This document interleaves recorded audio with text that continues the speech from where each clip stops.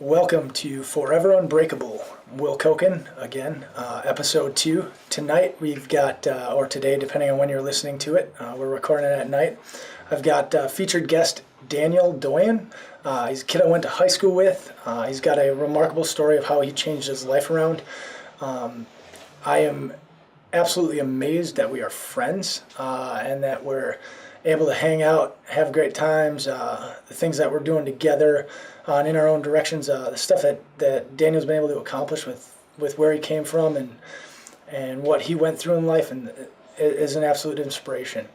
There's a reason he's the first guest that is getting to come on and tell his unbreakable story, and I'm super excited to have him on. So Daniel, say hi to the people. How's it going, yo? So Daniel's a little nervous, or was a little nervous. We talked it out on here a bit before, so. A little cocktail, calm down. So we're going to get right into it. The first thing we're going to talk about tonight is where Daniel came from. So, without further ado, Daniel, tell us about the kid you were when we grew up and why we weren't really friends till a few years ago. Oh, man. So I grew up in West Superior, same as you. Probably up until the 4th grade was my last year there, and then I went out to Oneida School for 2 years, and then ended up coming back to West Superior at 7th grade. But to back up, my childhood, 2nd grade is probably when my parents divorced, so that's pretty much when life got rough right there as a 2nd grader. Did you live with one parent more than the other? I did. I lived with my dad. Yeah, he raised me. Visit my mom on summer vacations and stuff. That's kind of where I went for them 2 years when I left West Superior. So I went and lived with her. I wilded out when I was there. But how so? Oh man, I had there was no restrictions. I got to do whatever I want. So I just acted crazy, and set me back a little bit. And then coming back to West Superior. Pops put the rules back in place, so when I came back at 7th grade, but at the same time he was always gone, so I still kind of got the free range on what I was doing, so it didn't really help with my behavior. No, I can imagine when my parents weren't around, I'm sure I know I wasn't a saint. Yeah. I feel like I was a good kid up into 2nd grade, 2nd, 3rd grade. It's kind of basically when my parents divorced. Dad had a new girlfriend, and that's pretty much where everything kind of went downhill. She was a psycho. Yeah. I dealt with a lot of abuse from her, verbally abuse and physical abuse. So that's where a lot of my anger came from. It was tough. Yeah. So talking about the anger piece, like that carried from home into the school and things like that. So how did that? For sure. Work with relationships and friendships and things. Terrible. I really didn't have friends. People may have liked me that I thought, but it was probably just because of fear. I was an asshole as a kid. So you were tough, man. You were tough as nails. Like I was afraid of you. Yeah. Well, I wrestled too growing up, so that's where I got my strength from. Yeah, you used to beat me on the mat. Yeah. I remember. Fun times. But that's pretty much where my anger came from, was my dad's girlfriend. A lot of physical abuse. So had to deal with that as a kid growing up, and then so unfortunately I took it out on people around me, and happened to be schoolmates and stuff like that. So yeah, that's really I can't imagine. For me going through school, I always had a bunch of people around me, and it's one of the things that I attribute myself to being unbreakable today. Yeah. Is the people and the support system that's around me that I know you now have today, but back then you didn't have the support system. Your support system at home was abusive, and then you went to school and you didn't have this support system. So how did you stay unbreakable? How did you not have the desire to take your own life or go down a worse road than you did? I don't know. I guess I just always thought, I think the biggest thing was always having in the back of my mind that my parents would get back together. That would be my happy thoughts, that kept me sane. Never happened, but that's why I left West Pier, is because I could no longer live with my dad's girlfriend no more. Like the abuse was too much, so I finally convinced my dad to let me go live with my mom. Moved in with her, and then I got away from it. I moved back with him because I missed West Pier at the time. Oneida was a tough gig going out there. I mean, I couldn't imagine it have been light-skinned native going out to that school, because a lot of kids got picked on a lot worse than I've ever seen. So good thing I was dark. But even at West Pier, how was it being native in West Pier? I mean, I know that was tough too, because yeah. I mean, actually, when you think about it, there's probably only like me and the only other kid I can remember that was minority was Justin Nishimoto.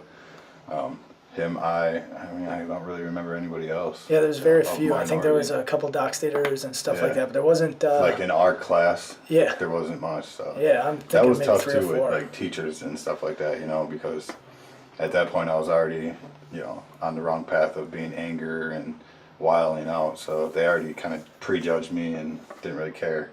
So. Yeah, and I'm sure that made you put in less effort and things like that, Yeah. And then, as I got a little older, it snowballed into with the police contact with them, so then I just immediately thought that's why they're harassing me. Yeah. Not because of my behavior.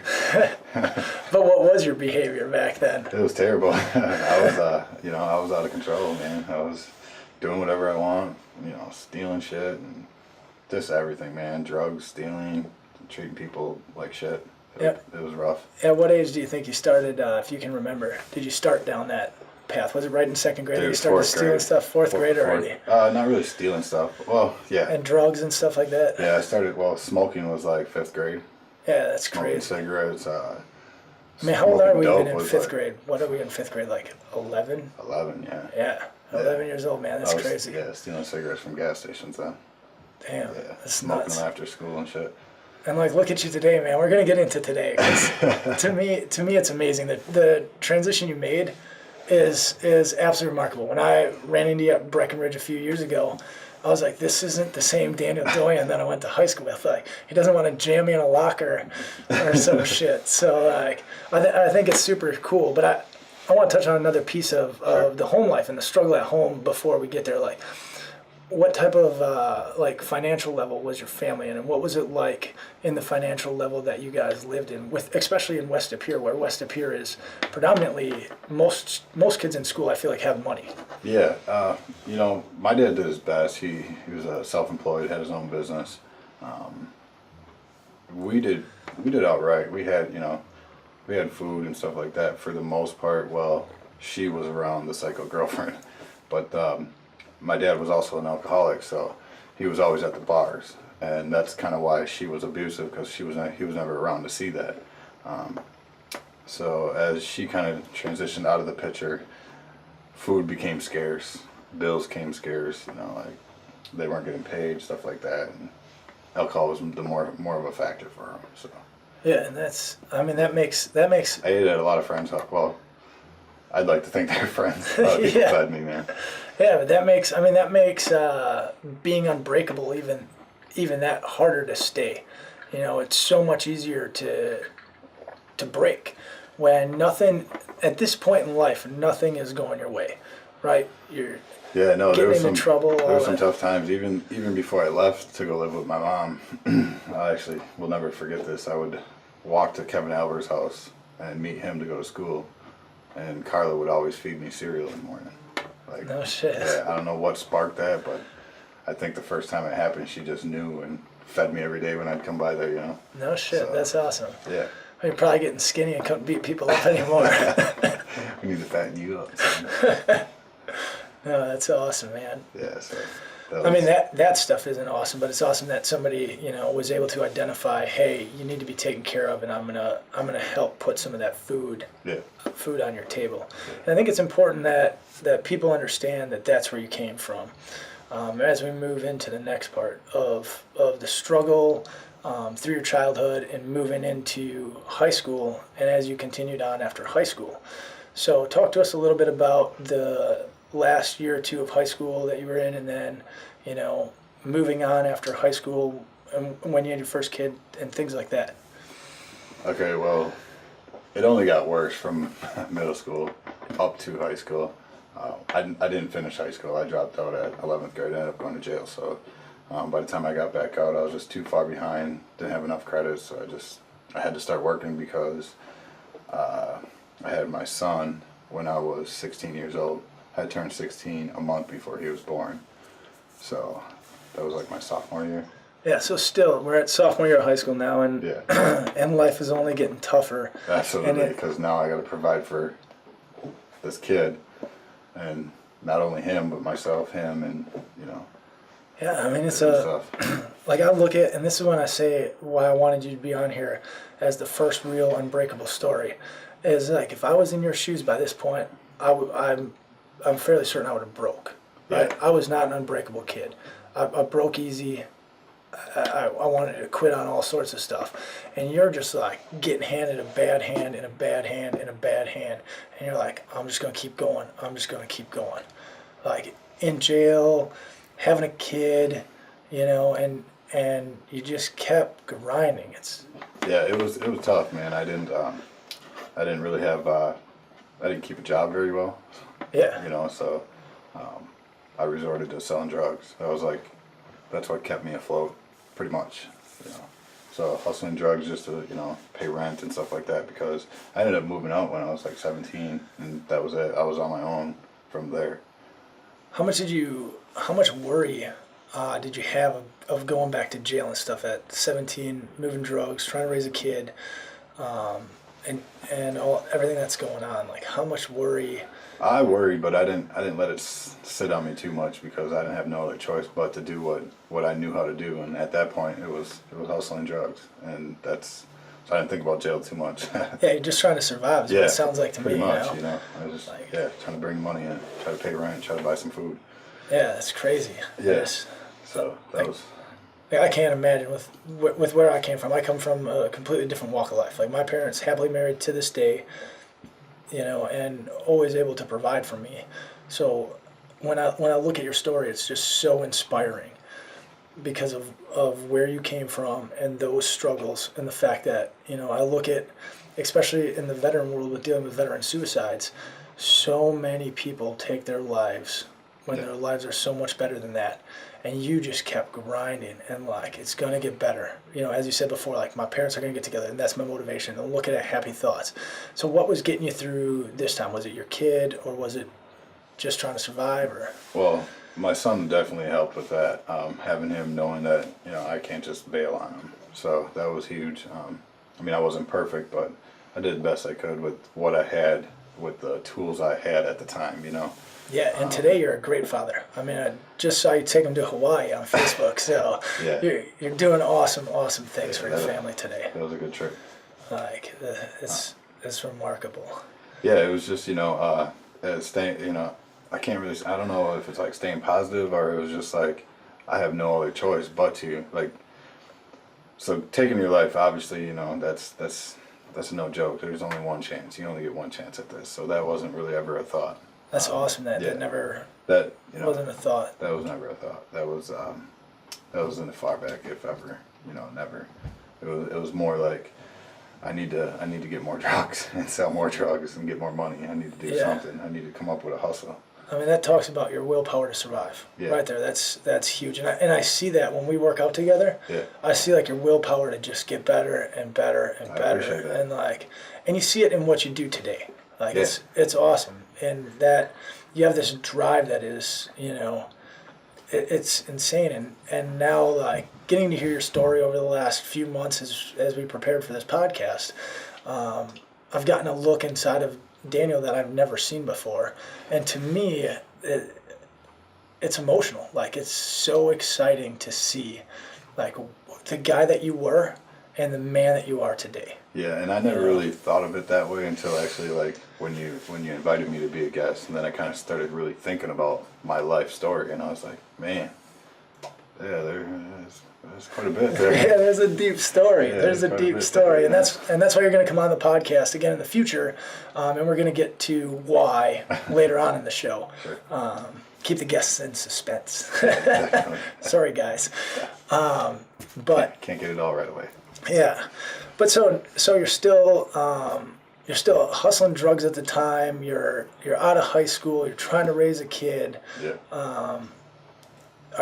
What's going on with your son's mother and stuff like that at the time? Like, what's all going on there? How's that relationship and stuff Always working? rough, man. That was rough. That was rough. It was always rough. Cause I wasn't a decent person. I trying to do what I can to survive. I didn't really care so much about anybody around me other than trying to myself, honestly. And even with my son, I knew my responsibility, but at the same time, I knew I had to do what I had to do to keep myself surviving. Yeah. And I was fortunate enough that God bless her, as Kayla, she helped raise Colton for the majority part of the first part, and still does. But her grandparents helped out a lot.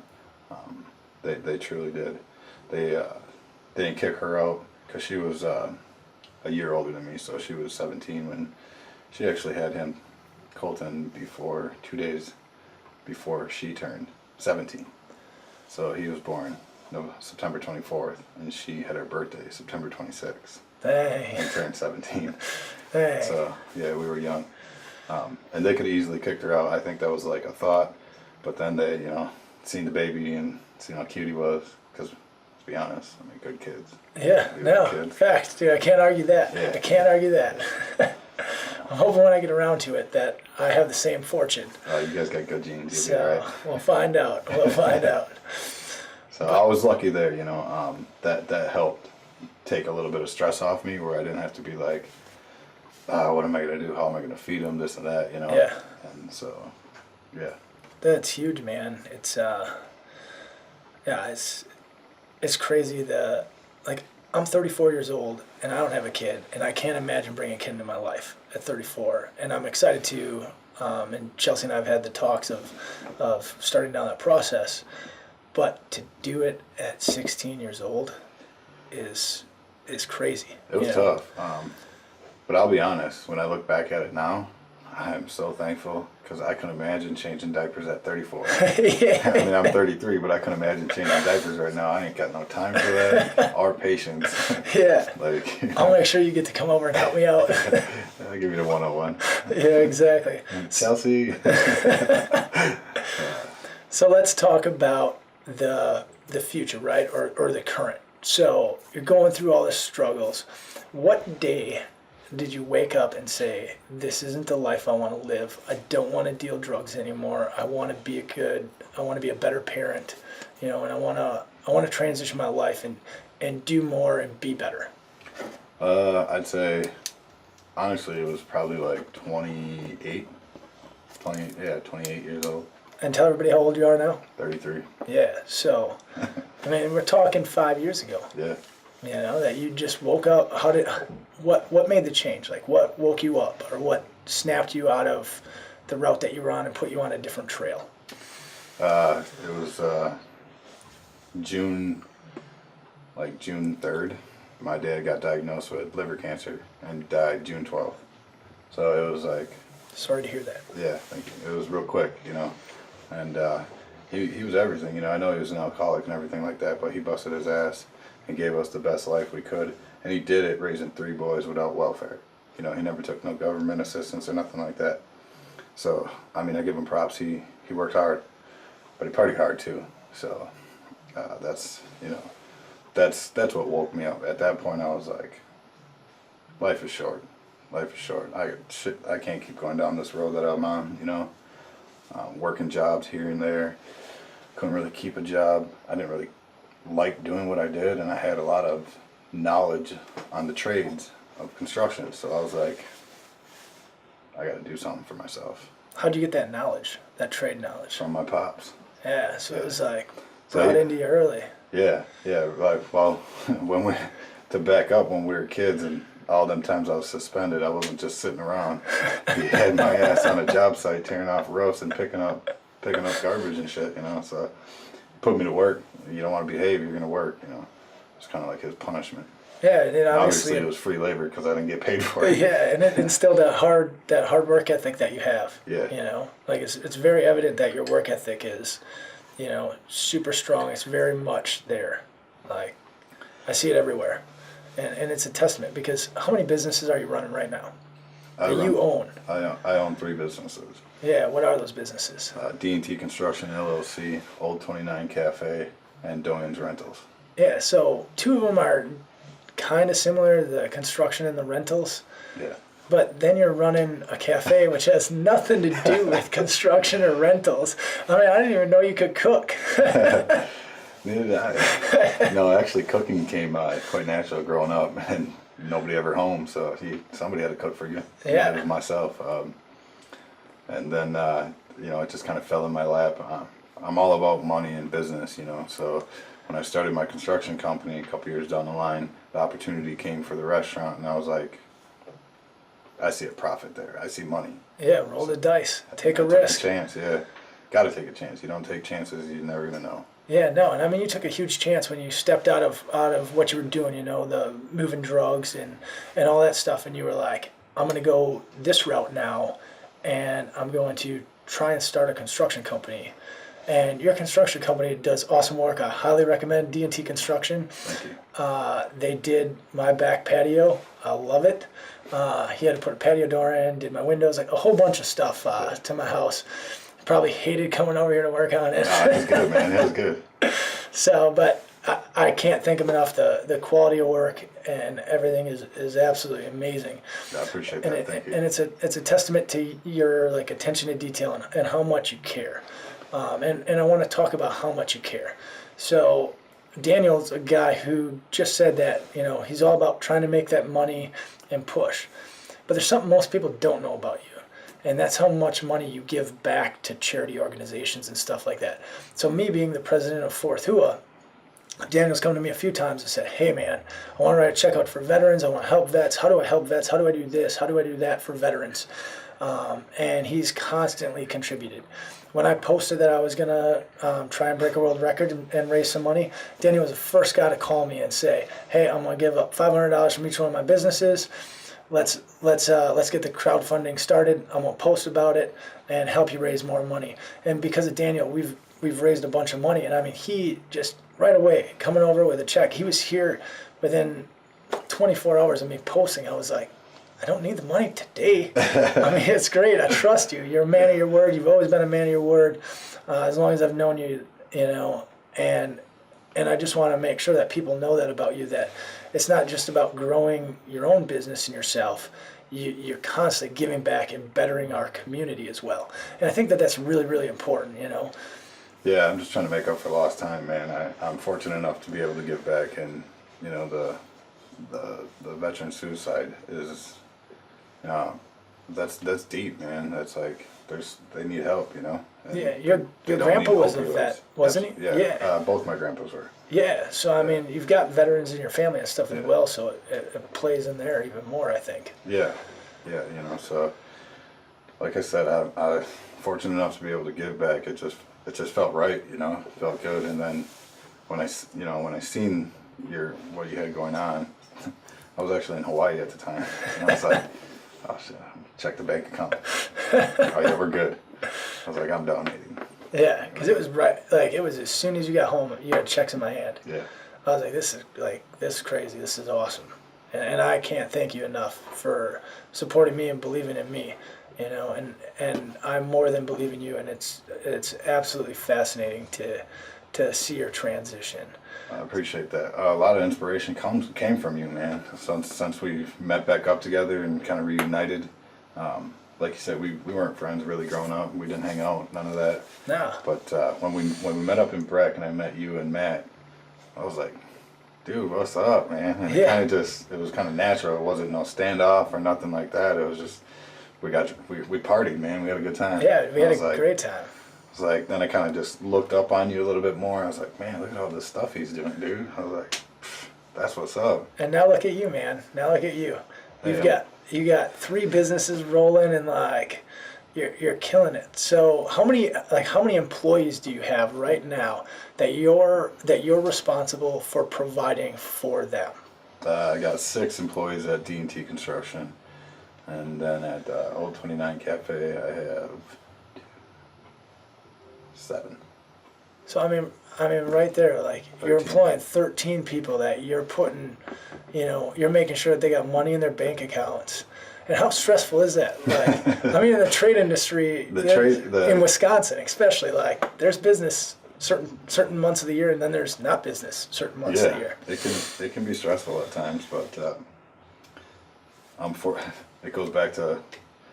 I mean, obviously selling drugs is not the way to go, but that helped me out a lot for sales. I know how to sell and hustle, and when you do it honestly and legit, it's all the more better. It's like it really pays off. So I took that and kind of incorporated it into my businesses. That's what really helped me on that. The restaurant, that's self-sustaining now. From what I put into it, and we're 5 months into running that business. And it's already self-sustaining. Yeah, for sure. It's crazy. Yeah. So, Easter, right? Easter was your biggest sales of the year? You set a new record? For that, to clarify, it was actually the biggest sales for a Sunday. Oh, Our biggest nice. sales have been our Fridays, our fish fries. Oh, So, fish fries, man. That'll get a Wisconsin person every It'll time. get better too, man. We got a liquor license coming, so Nice, we nice. just got to get more staff in there and get the proper people to serve. That's awesome. Yeah. So where is Old 29 Cafe? Tell the people so they know how to find it. It's off of Highway 29 on Old Highway 29, just past Maplewood Meats on the Pulaski exit there, just south of SNL.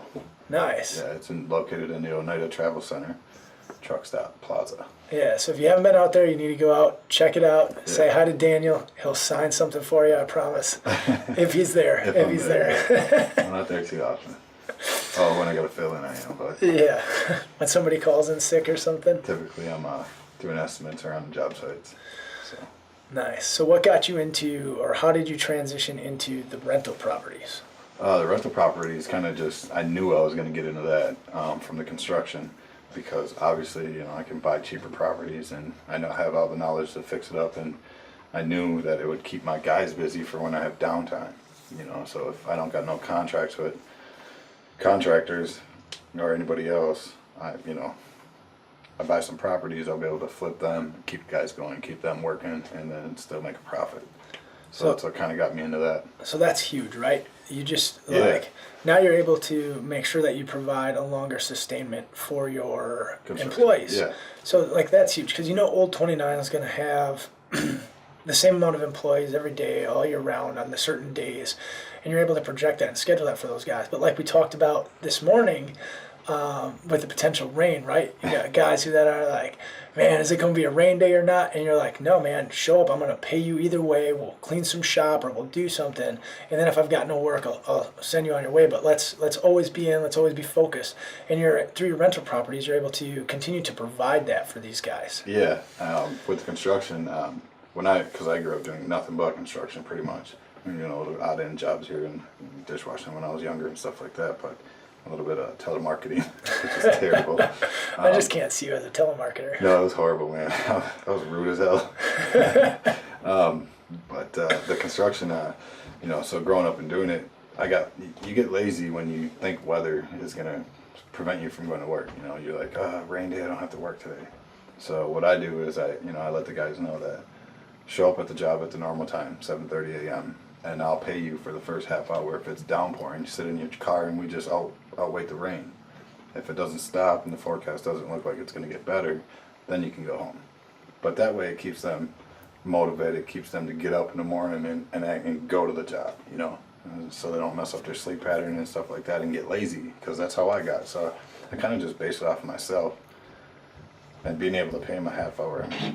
What's a half hour? Yeah, no, exactly. And like, for instance, today was actually that same type of day. It rained all night, and it looked like it was going to rain all day, but they got to the job site at 7:30, and they were actually working by like 10 to 8. Yeah, that's awesome. Yeah, and they worked the whole day. They worked till 5 o'clock today, so they actually put an extra hour in. Yeah, and had you not have done that, We'd been behind schedule. yeah. I mean, we're already going to be because of the rain, snow tomorrow, April 13th. Yeah, I don't know what's going on with this stuff, but it needs to stop. I got to run 20 miles on Saturday, and this weather is not doing me any justice for those miles. But it's important, just like making sure the guys are there and doing the right thing and business ready. it's super important, Yeah, you gotta focus. You gotta stay focused. Yeah. It's the biggest thing.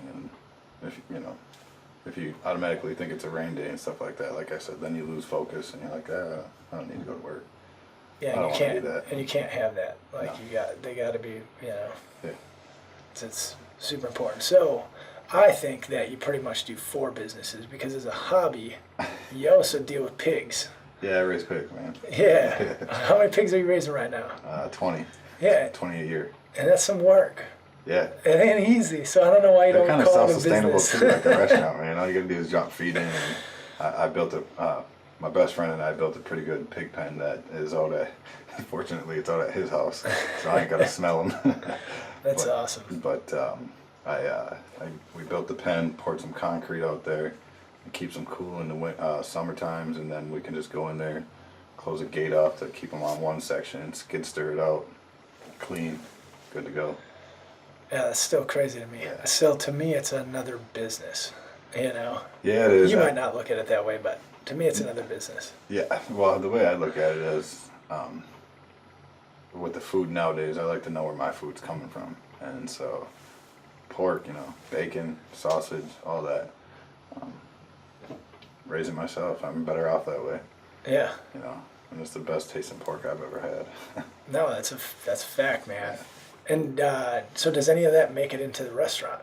Do you use No, any I of don't. that? No, it's too top notch for a restaurant. I wouldn't be able to keep up with that restaurant with that. So it's basically for friends and family, that Nice. have been buying me from us for a while now. So Yeah, it's kind of keep it low key. that's awesome. So, what's your favorite food at the restaurant if somebody's coming? Is it the fish or is it something else? Honestly, it's the breakfast. I've always been a breakfast guy, and so with the food out there, I actually created that whole menu, so I can cook everything on it. But the farmer scramble is probably my favorite. It's basically eggs, hash browns, scrambled eggs, hash brown, cheese, green peppers, mushrooms, onions, bacon, sausage. Man, it sounds delicious. I'm gonna make you cook that for me With a upstairs. little bit of hollandaise sauce on top. Nice. Yeah, it's good. It's good. But other than that, our fish is our top seller, obviously, on Fridays. Yeah, which I think is really common across Wisconsin in Yeah. general. I think that fish it's too big, especially when you get a liquor license. That's just going to help grow the business. For sure. More and more and more. So it's awesome.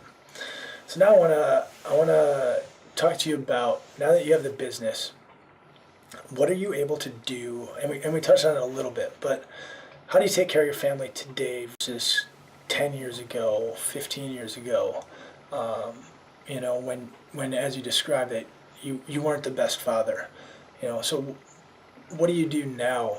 Kind of like how you make up for some of the stuff by donating to charity and taking care of people. What do you do now? Yeah, I kind of chuckle because I was just thinking back. I couldn't imagine trying to show them what I did for a living 10 years ago, which was selling drugs. Now I put them to work. Obviously they get paid for it, but it just builds character. It helps build their work ethic. They're out at the restaurant. My daughter's busting tables. She's 9 years old. She flies around that restaurant. Last Friday she made like almost $30 in tips, just not even from the waitresses tipping her, just from customers. That's awesome. So she's running around busting tables. How does that make you feel, seeing her work that hard Proud, and want to man. be there? Proud. Yeah. Proud. Extremely proud. It's awesome. Yeah, she loves it. She, puts her little old 29 Cafe shirt on and, going to the restaurant, Dad? Yep. Let's go. Go make the money. That's awesome. Yeah, and then my son, he's a hard worker too. We're working on his work ethic. But he goes out there and he does what he's supposed to do, But he had that rough childhood kind of too, Yeah, somewhat. I mean, Maybe not as rough, but no, not as rough at all. Because like I said, we were fortunate enough to have Kayla's grandparents provide a home for him, and that's actually the home that we purchased, and that's where they live at now, where we all live at now. So he's been in the same house forever, other than when they would come over wherever I was living at the time, from house to house to house. They'd come weekends, and then so the weekdays were pretty structured for him. So I was fortunate enough to be able to buy that house and keep that for them. So, because my daughter's only known that house too.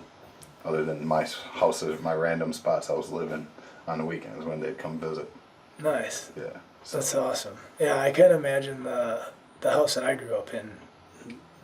If my parents were to sell it, I feel like I would definitely consider buying it, depending on how much they wanted to charge their son versus a normal customer or normal person. But there's so much life in a home that somebody lives in, and you make it your own. Yeah, definitely. I bought this house, and I called you right away, and I was like, Daniel, here's all the changes I want to make it my house, or with my wife now, Chelsea. Yeah. Like, these are the changes that we want to make it our house. Can you do these? And you're like, yeah, man. I don't know why you want to cover up this brick in the front, but I'll do it. I'm gonna cover up real brick with vinyl brick. Yeah, and so I did, but it looks better. Yeah. I think real brick. I don't know. Maybe it's worth more or not. It was pretty plain brick too. To be my honest real with brick you. was It wasn't pretty like ugly. cobblestone or nothing. Yeah, like that. no. It was old school brick. So. And they had painted it white. Like they had. Yeah, they took away the integrity of the brick. Yeah.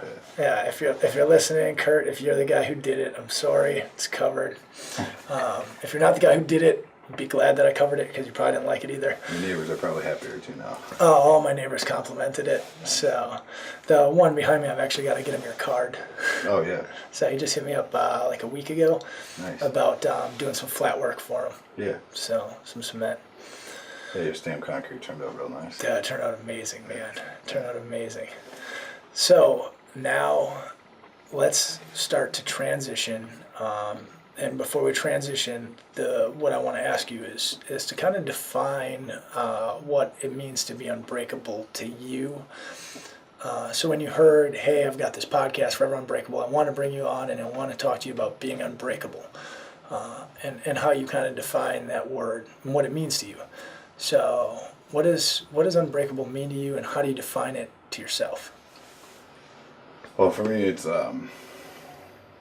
pretty simple. Unbreakable to me means no matter what I've gone through or what I'm going to go through, I'll never stop the daily grind, ever. I mean, I've been through some pretty tough stuff as a child, so I can't see it getting any worse than it was, So it's about the daily grind and just keeping your mind, body, and soul going, Yeah. Yeah.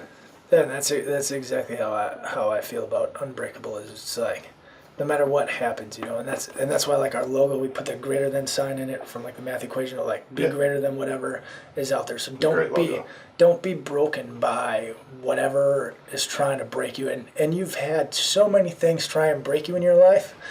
And we're about to talk about the newest one here in a minute. What brings us to the gym in the morning and stuff like that. But you just keep fighting through these things that should have broken you. And it's remarkable to me when I look at the number of things that should have broken you and how you didn't quit. You just kept going. You kept finding a way. Yeah, you just can't give up, man. I mean, we got such a great opportunity living in America, and for anybody that says they can't find a job or they can't do this or they can't do that, I mean, can't isn't part of my vocabulary. It's funny because I teach my kids that too, and now they know not to say can't. No, that's I'm like, awesome. Hey, do this. They're like, I can't. I'll get to it. I was like, ooh, good one. I'll get to it. Taught them that as well. Don't ever say you can't. Say you'll get to it, or you can give me a minute. Yeah, I think that's huge. I think that's a huge takeaway. Is that don't ever say you can't. Yeah, it's not part of our vocabulary. I actually instilled that with the construction workers too. Don't ever tell me you can't, because anything can be done.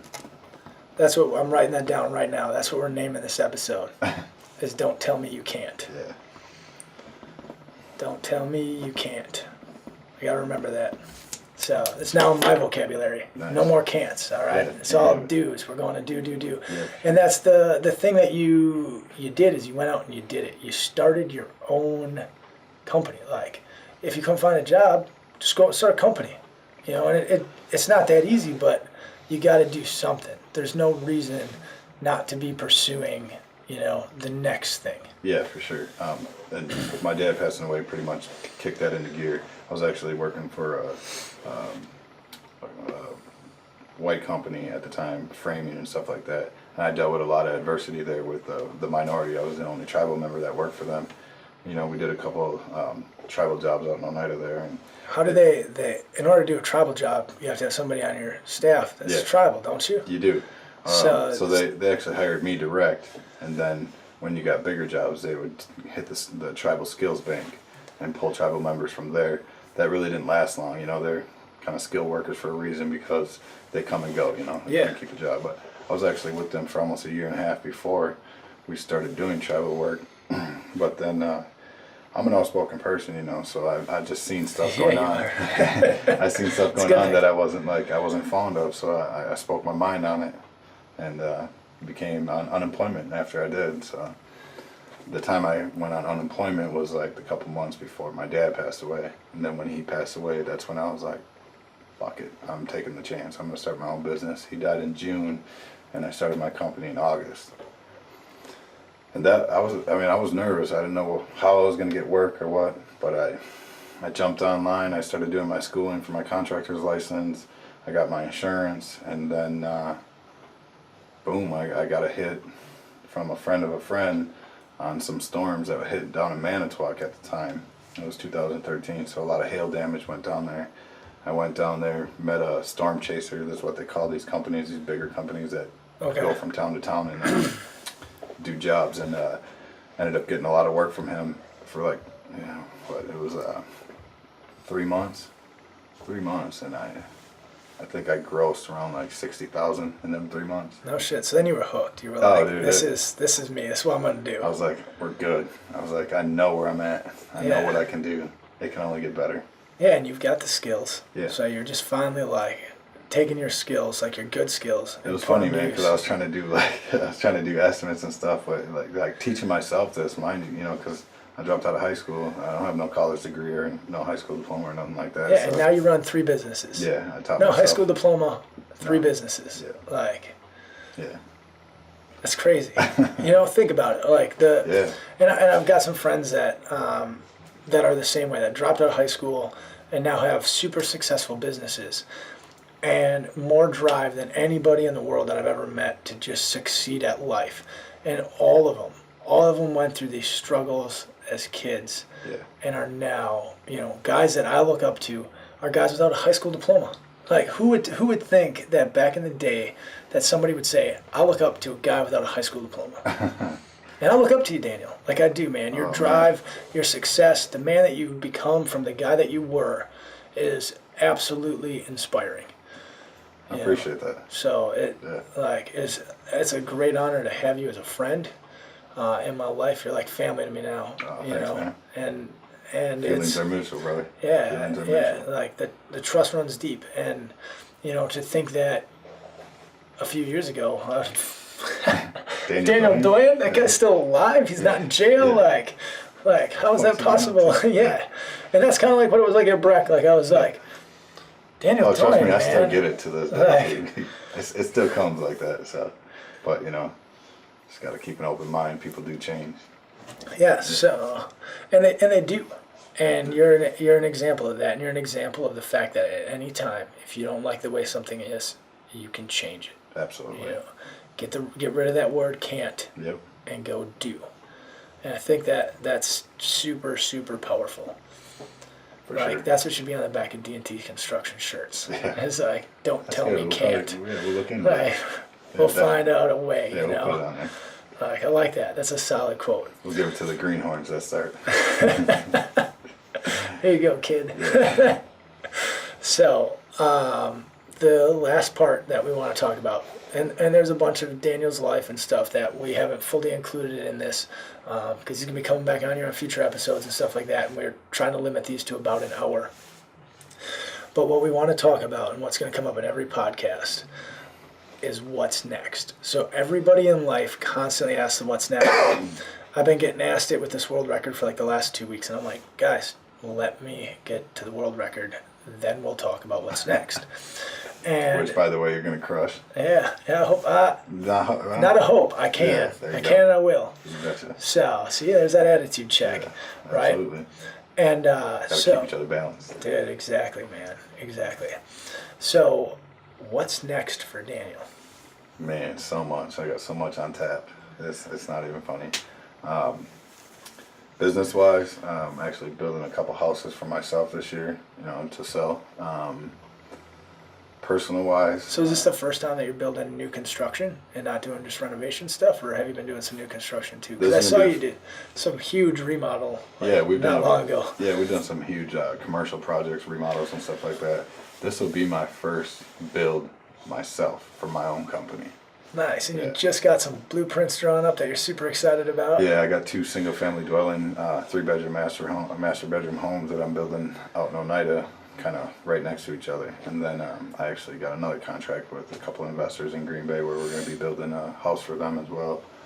And then, from there, going to be buying a subdivision and throwing up like 15 more. Dude, that's awesome. Just think about it. 5 years ago, peddling drugs. Today, I'm looking at buying a subdivision. Yeah, picking out granite countertops. Yeah, like, who would have thought, man? It's crazy. Life is good, man. It was tough back then, and I won't change it for nothing. I'll never go back to that, never, because I couldn't risk what I have right now and my kids and being able to provide what I do for them and being involved in their life every day, Yeah, I mean, how long have you been without a cigarette and stuff? I quit smoking 9 months ago. It was actually in Cuba for a buddy's bachelor party. Cigarettes were like 50 cents, so I was smoking them nonstop. But I was smoking since I was in like 4th, 5th grade, so it was hard to quit, man. But yeah, 9 months without a cigarette. Yeah, now you're clean. Yeah. Not a cigarette, man. Yeah. Think about that. That's crazy. Like, one of the most addictive things in the world, and you just quit it on willpower. Yeah. Same thing that's gotten you to here today is just willpower, man. Well, I knew after that trip, I was like, man, I'm done. I'm done smoking. I felt like shit all the time, hacking up. And I honestly want to live a little longer and enjoy the money that I make. I mean, I'm 33 right now. If everything goes right, I plan to be retired at 45. Yeah, I mean, that's crazy. That's 12 years. years. I'll still have full control over all my businesses and everything like that, but I don't plan on doing the daily grind like I do right now. I want to travel and see the world. Yeah, and that's what you've been doing. You just booked a flight to where? To do what? Chile, South America, for September. Gonna go do some snowboarding for a week. Yeah, what do you got to do before that? Most challenging thing I've probably ever done in my life, which is the Ironman in Madison on September 9th. Yeah, he's gonna do the full Ironman. That's 2.4 mile swim, 112 mile bike ride, and then run a full marathon, 26.2 miles. So let's talk about that for a minute. You've run before. Yeah, I hated it. I still do hate it. Yeah, it sucks. Absolutely. But it's not something you're worried about. Not at all. I ain't worried about the running. What about the bike? You bought a brand new bike. You bought a nice bike too, man. I saw the bike. Like the bike is sweet. Yeah, I bought a nice bike. I'm not too worried about the biking either. The swimming is what makes me scared and nervous. Yeah. And how did you think the swimming was going to go before the first time you got in the water to do the laps? I'm like, this ain't going to be that bad. I know how to swim. Get real. Yeah, so Daniel shows up with me to swim for the first time, probably 3 weeks ago? I think it was 2 or 3 weeks ago. 3 weeks ago? Yep. 3 weeks ago he shows up and he's walking to the pool in board shorts, no goggles, no swim cap, doesn't even bring a towel in the pool room. I'm like, have you swam before? And he's like, yeah, man, I've swam before. I'm a good swimmer. I've got this on lock. And I was thinking to myself, like, bro, good swimmers bring goggles. Like, they bring goggles. And he's like, I don't need them things. And so I borrowed Daniel a set of goggles. He gets in the pool and he goes to swim. And it was not the most atrocious. Probably watching my dad's first attempt at swimming might be the most. It's up there. Yeah. And I'm like, dude, Ironman's in like 6-7 months. Like, we gotta it's time to figure this out. I still wish we would have recorded that so we could look back on that because that was terrible. Yeah. I was like a fish out of the water all over that single lane. You're just trying to get down and back. Yeah, it was bad. I think when you went down the first time, so it's a 25 meter pool. He gets to the one end, coming back, I think you made it like halfway and you had to stand up. Yeah, absolutely. And you're like, I'm just swallowing water. Yeah. But today, I mean, you've been at it for like 3 weeks, Yep. and I know personally that I'm seeing huge improvements in your swim already. And I'm building more and more confidence in the fact that you're going to be able to do an Ironman. And that's just a testament to willpower, because that swimming, like the struggle there, I relate it oftentimes like a life struggle. Like it's drowned Yeah. or learn to swim. Yeah. You know, so you've got two options: drowned or I learn really to thought swim. it was going to be easier than it was, but that first lap, I knew, I was like, oh shit, this is deep. This is deep. Yeah, But that's then the whole I can't kicked in, you know. yeah. That's not part of it, so I can do this. I Dude, just gotta train and practice. And you are like today, the results that I saw today, when I videoed today, I was like, damn, boys, he's gonna be faster than me. So Come on now. I'm gonna have to stop man, teaching you. That's where it comes from, though, man. I couldn't be more grateful to have you as a friend, to be like to take the time out of your training to train me them couple days a week that I go and work swim with you. I mean, I know you're a busy guy, and to be able to let me just tag along and then give me all the pointers that I need, and you spend a lot of time with me when we're in that pool, and you could be working on your own, you know. So I truly appreciate that. I truly do. I still get my laps in too, so don't worry. But it's good, man. It's good. It's good. The one thing that, like yourself now versus high school, you know, like your care and compassion towards other people, that if after you get through this Ironman, if somebody comes up to you and says, hey, Daniel, I want to do an Ironman. Will you help me out? You'll be the first guy who's giving them plans for how to do things. Hey, man, I'll meet you at the pool Tuesday morning at 4:30 in the morning. Like, you better get up because you're gonna need to learn how to swim. Yeah, Trust me. Like, oh, without a doubt, man. Without a doubt. And there's nothing's too early to get up and put in the work. And that's what I tell people is like. And it's never too late, too, man. Yeah, I mean, never too late. 15 some years of smoking cigarettes. I mean, yeah, I'm feeling it when I'm swimming, but it feels great at the end of the workout. I mean, I feel great. Yeah, I'm ready to, dude. you know. It's awesome, man. I will say though, when I asked you if you'd help me, you're like, yeah, meet me at the pool at 4:30 a.m. At 4:45, you said. Yep. So I got there at 4:45, and before I got there, as I was pulling in, you're like, hey, I'm already in the pool, so just come in. And I was like, this guy. 15 minutes early. But yeah, it was good, man. And now I don't even have to set an alarm clock. I'm just like up for 3:50. Yeah. Like 10 minutes before the alarm goes off, so I don't even use an alarm. I just get up. And this is what I love, right? Is people tell me all the time that they can't find time to do something. And I just look at them and I'm like, are you kidding me? That's the same How much way did you sleep last night? That's the same way I feel about, when people want to cry around about not having a job or not. Yeah. You know, my life is shitty. Your life is shitty because you let it be shitty. You know what I mean? Like you can change that in a heartbeat. You just got to have the right mindset and change it. And it's footwork. It really is. Nothing's going to come easy and nothing's going to come free.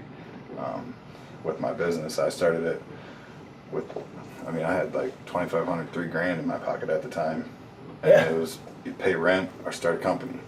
So I took the risk and I was like, I'm going to throw it all down on this business. And, you know, it thank God it worked out. But it did, you know, I was able to pay rent. It's crazy to go from, you know, let's say on the high end that you had the $3,000. Yeah. Like, when I started this podcast, I was like, man, how much money is this going to take me to get off the ground and get rolling? And then there's like monthly expenses, and I'm sweating it, right? And I'm 34 now. I've been in the Army forever. I built a retirement fund. Like, I've got a decent sized savings account and stuff like that. And I'm over here panicking. He went and did it with $3,000. Yeah. Like, I'm panicking about nothing. Money Yeah. for that next month. You know, I know my mortgage is covered for a couple of months. Like, I've set myself in a position where I know that, so that if I do lose my job, I can focus, get a new job, you know, and move forward.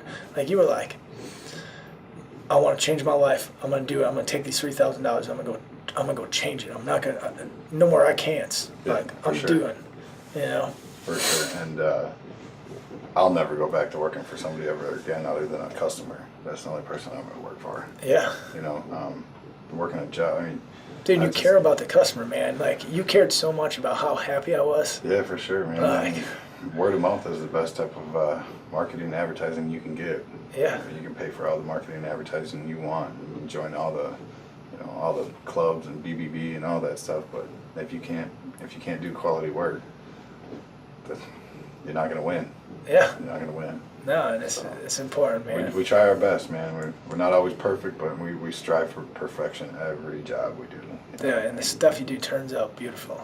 Like, sometimes you can't please everybody, but for well, the most, please me and all my friends. So, appreciate that. and I honestly, I haven't heard a bad thing from anybody's house that you've done. I see you get tagged in Facebook posts all the time of people thanking you, for the great quality work and stuff. And I think that's awesome. You see stuff from the restaurant where people are like, "Oh my God, this was amazing! Like, highly recommended dish." And that's why I wanted to hear what your choice was. Yeah, the farmer's feed out there. Yeah, so is probably the best top-selling breakfast item. Pretty much any item, even outside of the fish, that's our best seller right there. that's awesome. Yeah, it's a great hangover cure too. So now you guys know where to go Sunday mornings. Yeah. and if join us for April 20th and April 22nd. I'm donating 10% of my overall sales on both days to the Oneida Youth Lacrosse team on both them days. So Friday is our fish fry, and most recently, the last 2 weeks, we've been doing a Sunday brunch buffet. And Nice. that's been really good too. That was, that when I said that was one of our record days, it was our record day for Sunday. Nice. It topped the scale on our gross sales. So I'm like, you know what? I'll pick the 2 best days that my restaurant makes and donate 10% of it to them. Dude, that's huge. That's huge. I feel like a lot of businesses would take their 2 worst days trying to get more customers in the door. Yeah. And donate that, so they're also not cutting as big of a check. Yeah, for me, the money don't mean nothing to me when it comes to that. I just, I want to give back. And actually, I helped them out last year too for their end of the year party. I actually donated a pig to them and went out and pig roasted it for them. Dude, that was awesome. It was a fun time. They did a couple of traditional lacrosse games out there while we roasted the pig. It was a great event. I was glad and proud to be a part of that. And that's what I mean. Like, years ago, you wouldn't have given a thing, and today it's like I'm gonna give, and I'm gonna provide, for people outside of my family, and make this world and community a better place. Yeah, for sure. And I think that's another huge takeaway of the man that you've become. Like it's impressive. Right? Speaking of giving, I got something for you, man. Dude, always, man. You're always just the most giving man I know. Dude, you're up there. Like, Go ahead and take that, man. damn, dude, you're killing it. You're the man. Dude, it's what's up, man. Dude. I love what you're doing, dude. This podcast, this is great. It's going to be good, man. It's going to help a lot of people that think that life sucks and I can't get out of this rut. When you can, man, there's so much more you can do, There's so much more, and you just got to put your mind to it and do it. Nothing's going to come easy. You got to do the footwork, Yeah. Nobody's going to do it for you. No, exactly. So what Daniel just did, everybody, is he just gave a large enough check to make sure that the podcast and that we can get inspiring people on here to do more inspiring for looking at it the next 7 months. So that's 7 months of people being able to come on and share their stories, just like Daniel did, and help hopefully inspire 1 or 2 or 10 or hopefully thousands of people are inspired by this and able to be like, man, I'm dealing drugs today, or I can't stop smoking cigarettes, but this guy just changed it all, like on $3,000, and they look in their account and they're like, I got $4,000. Why am I changing this? Yeah. Or less. I've got $1,000, but I can go and pull an LLC permit, and I can hustle and take this class at night, and I can do better. And that's what you did. You hustled. You were taking classes, going to work, and I know that you still work 80, 90-hour weeks, dude. It's crazy. I'll text you and I'll be like, what are you doing up? I'm doing the books, man. Yeah, for sure. Man, days are long, but the reward is worth it. Like I said, I was fortunate enough to be able to bring my family out to Hawaii for 2 weeks. We did 2 islands, and we did a helicopter tour and seen the waterfall that's in Jurassic Park. That was sick, my man. kids just absolutely loved it.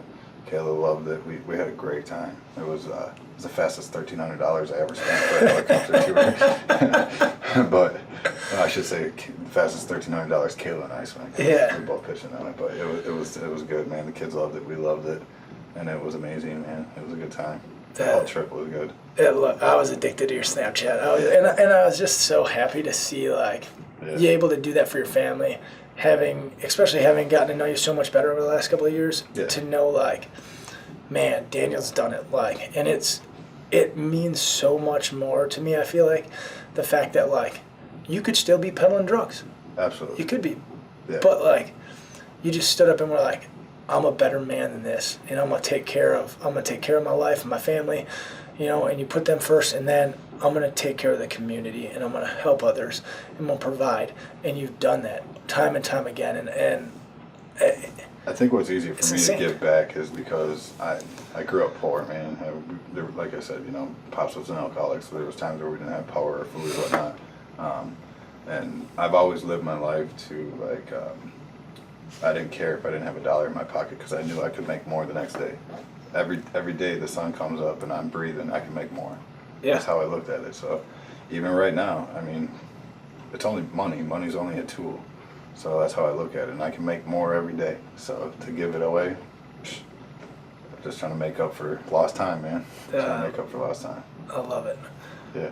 Well, we hit our 1 hour mark, ladies and gentlemen, so we're going to leave you guys hanging on everything else. But obviously more to come because Daniel's got to do Ironman. Yeah. So we're going to bring him back on probably a week or two before, and then again after Ironman. Hear how the training's going, see if he learned how to swim between now and then. Get him out on the bike, get him some saddle sores and stuff like that. So Daniel, do you got anything else you wanna say to the people besides that don't ever say the word can't? Yeah, get can't out of your vocabulary, and don't ever give up, man. There's so much more out there in life that you can achieve, and you can always change it, man. No matter how bad of a person you were at one time, you can always be different. You can always change it, and when you do, you kind of realize what you can do to help other people out. So, you can always change. I love it, man. Yeah. I love it. Hey, thanks for having me on, man. I appreciate it. Absolutely. This is I'm honored. I'm honored. I truly am. I'm so glad to have you as the first Unbreakable story, because if this doesn't set up and show people what we're trying to achieve here, there's something wrong, because I think it's going to be good, man. This is you're probably the most unbreakable story that I know, and that's why I wanted to bring you on here, and I'm excited to meet through this platform, getting to bring in other inspirational people and have them inspire me, you, and other listeners. Yeah, I want to hear more stories too. I'm excited, so I can't thank you enough for coming on and being the first guest, and like I said, I'm truly honored, and being open to share your story, because that's it takes a hell of a person to be able to share that story. Yeah, it's a tough thing to do. It's not easy to share a story like that. Yeah, personal stuff can be tough to get out there, but if it helps spark one mind, I hope it does, and like I said, you can always change and you can always make your life better. Whether it's personality-wise or your type of living or just anything, you can always change. Absolutely, it's that simple. You bet. Well, thank you everybody for tuning in today or whenever you're listening to this. So, should be out here in a couple of days. Thank you again, and always remember, stay unbreakable. If you're not unbreakable yet, get there. All right, and don't ever use the word can't again. Thanks, everybody. Forever Unbreakable. We're out.